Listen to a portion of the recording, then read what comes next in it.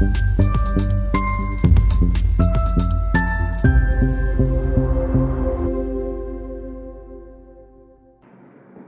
मित्रांनो,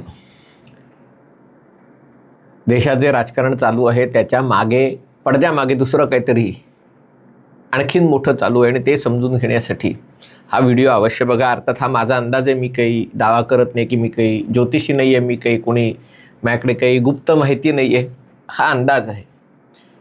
कारण काही याच्यामधली ठळक वैशिष्ट्य बघितली, जसं की कॉकरोच जनता पार्टी अस्तित्वात येणं आणि 1-2 दिवसात त्याला 2-2.25 कोटी लोकांनी फॉलो करणं, हा आकडा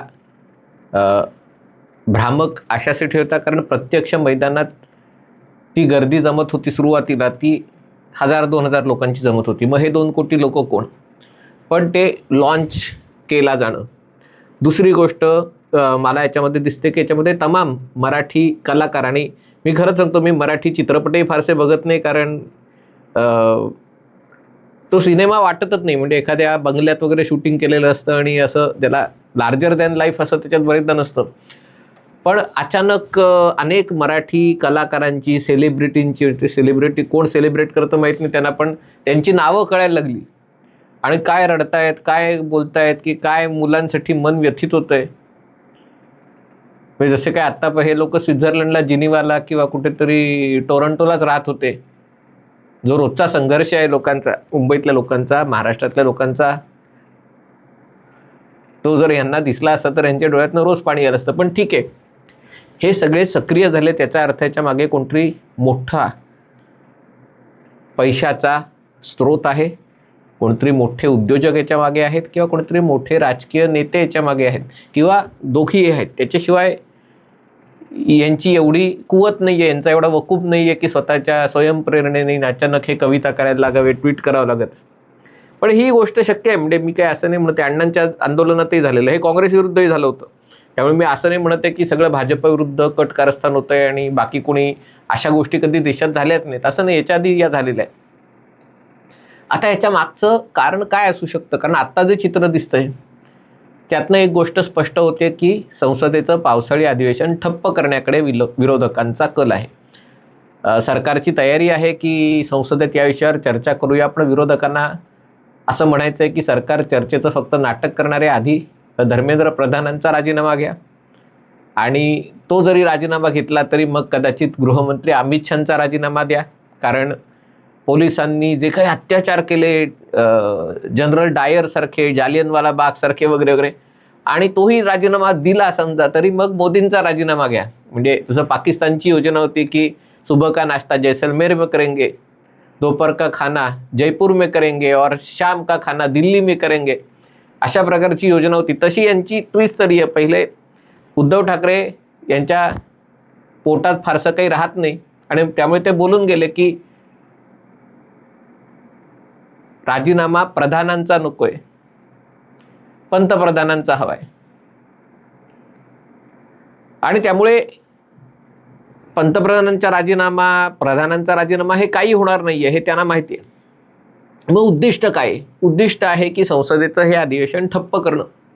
ठप्प कशासाठी करणं? कारण या अधिवेशनात किंवा अगदी या अधिवेशनात झालं नाही तरी पुढच्या 3-4 महिन्याच्या काळात संसदेमध्ये डिलिमिटेशन बिल आणि हे आणलं जाणार आहे. अर्थात ते डिलिमिटेशन बिल म्हणून म्हणलं की केंद्र सरकारही त्याच्या मागे राजकीय चाल खेळते. काय असं नाही आहे की सगळं काही एकदम धुतल्या तांदळासारखं आहे. केंद्र सरकारलाही हे बिल पुढे आणण्यासाठी त्यांनी महिला आरक्षणाचा आधार घेतलेला आहे. महिला आरक्षण आणायचं तर मग लोकसभेतली सदस्य संख्या वाढली पाहिजे. ती सदस्य संख्या वाढायला मग संसदेच्या सदस्यांची संख्या 850, ते विशेष अधिवेशन झालं नाही म्हणून हा सगळा जुगाड करून आणला. पक्ष फुटले, तृणमूल काँग्रेस अख्खच्या अख्खं भाजपासमोर बरोबर आलं, शरद पवार येणार अशी सगळी चिन्ह दिसायला लागली आणि त्यामुळे आता असं चित्र दिसत होतं की या अधिवेशनामध्ये मोदी सरकार हे डिलिमिटेशन आणि महिला आरक्षण बिल वगैरे या सुधारणा मंजूर करून घेईल. बाकीची विधेयकं आहेत ती मी सध्या दूर ठेवतो. FCRA विधेयक आहे, त्याच्यामुळे परदेशातला पैसा येणं बंद होईल किंवा मग 1 नेशन 1 इलेक्शन, त्याच्याबद्दल मला 100% माहिती नाही. त्यामुळे त्याच्याबद्दल न बोललेलं बरं. पण ही जे एकमेव सुधारणा आहे, लोकसभेच्या जागा 850 होणं आणि महिला आरक्षण होणं, हे विरोधकांना काही झालं तरी हाणून पाडायचं. हे जसं विरोधकांना हाणून पाडायचंय तसं इतरही संबंध असलेले लोक आहेत ज्यांना हे नकोय. कारण जर हे झालं तर त्यांना अशी भीती वाटते की सरकार खूप जास्त ताकदवान होईल, मोदी सरकार ताकदवान होईल, आणि मोदी सरकार ताकदवान झालं की उद्योगधंद्यांचा सरकारवरचा जो प्रभाव असतो तो कमी होईल. ताकदवान कसं होईल तर समजा बघा, महाराष्ट्रात उदाहरणार्थ 48च्या 72 जागा होणार आहेत. तर या 48च्या 72 जागा करताना मोदी सरकारला संधी मिळेल असं त्यांना वाटतं. गेल्याच लोकसभेचं उदाहरण घ्या. धुळ्यामध्ये विधानसभेचे 5 मतदारसंघात NDAला UPAपेक्षा जास्त मतं होती. पण एका मुस्लिम बहुल विधानसभा क्षेत्रात, जो लोकसभा 6 मतदारसंघांची असते, सगळा फरक पडला आणि शोभा बच्चाव तिकडनं विजयी झाल्या. आता विरोधकांना भीती आहे की आता महाराष्ट्रात 48 ते 72 करायचे झाले तर सरकार अशा प्रकारे मतदारसंघ फोडेल की काही ठिकाणी मुस्लिम मतं एकगठ्ठा केली जातील, काही ठिकाणी ती फोडून 3-4 मतदारसंघात विभागली जातील, आणि त्यामुळे विरोधी पक्षांचं 2029 सालचं स्वप्नही होणार नाही. आणि त्याला विरोध करायचा तर सगळ्यांची विश्वासार्हता संपलेली आहे. राहुल गांधींना कोणी सिरियसली घेत नाही, उद्धव ठाकरेंना तर त्या फक्त मराठी माध्यम सिरियसली घेतात, शरद पवार, सुप्रिया सुळे, तेजस्वी यादव, अखिलेश यादव, विरोधकांची क्रेडिबिलिटी संपलेली आहे. आणि म्हणून हे नवीन काहीतरी वादळ आणायचं आणि या वादळामध्ये हे अधिवेशन वाया घालवायचं, ही रणनीती दिसते. त्याच्यावर पर्याय काय असू शकतो की मोदी सरकारने ठरवलं की जे काय होईल ते होईल, जो काय गोंधळ घालायचा तो घाला, आम्ही सदनामध्ये हे सगळं पारित करून घेऊ. पण ते पारित करायला केंद्र सरकारला शरद पवारांच्या पाठिंब्याची आवश्यकता आहे, YSR काँग्रेसच्या पाठिंब्याची आवश्यकता आहे, त्याच्यानंतर DMKच्या पाठिंब्याची आवश्यकता आहे. हे पक्ष पाठिंबा द्यायला तयारही होते असं गेल्या शनिवार रविवारपर्यंतचं चित्र होतं.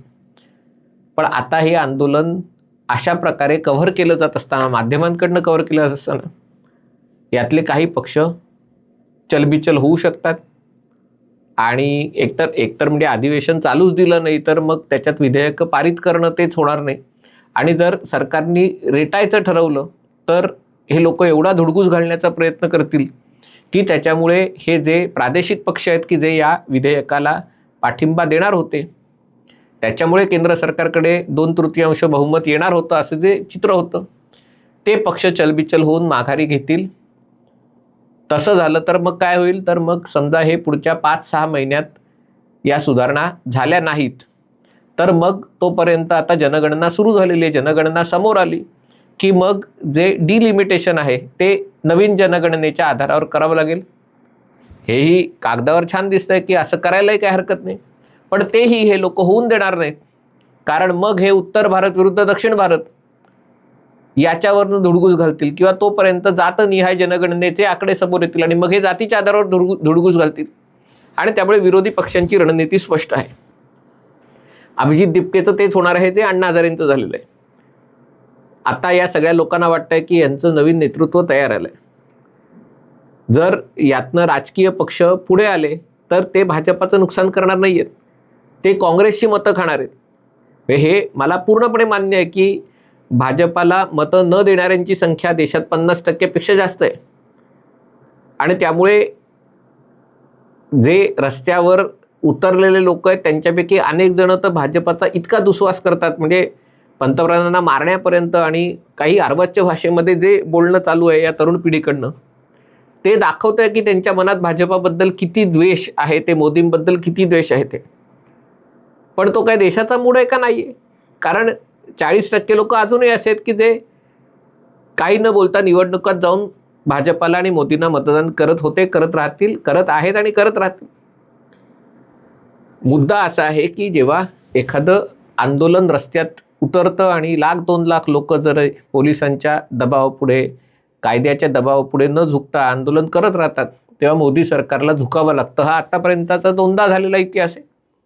आणि विरोधी पक्षांचा तोच प्रयत्न आहे की जे आपण करू शकत नाही ते करायला हे सगळं उभं केलं गेलेलं आहे आणि त्यामुळे मला आश्चर्य वाटत नाही की आता मनसे आणि उबाटा सेनेचा मोर्चा आहे, तिकडे उत्तर प्रदेशमध्ये अखिलेशचा मोर्चा निघेल. म्हणजे खरं तर या लोकांनी हे सगळं करू शकले असते, पण यांची स्वतःची कोणाची विश्वासार्हता उरलेली नाही आहे.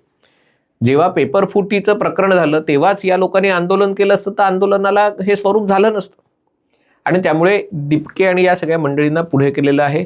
उद्देश हा आहे की डिलिमिटेशन बिल आणि महिला आरक्षण बिल, पण मुख्यतः डिलिमिटेशन बिल मंजूर होऊ द्यायचं नाही. त्याच्यासाठी अधिवेशन चालू द्यायचं नाही किंवा चाललं तरी या प्रादेशिक पक्षांना त्याच्यातनं बाहेर काढण्याचे प्रयत्न होतील. मोदी सरकारला हे माहिती आहे का? हो माहिती आहे.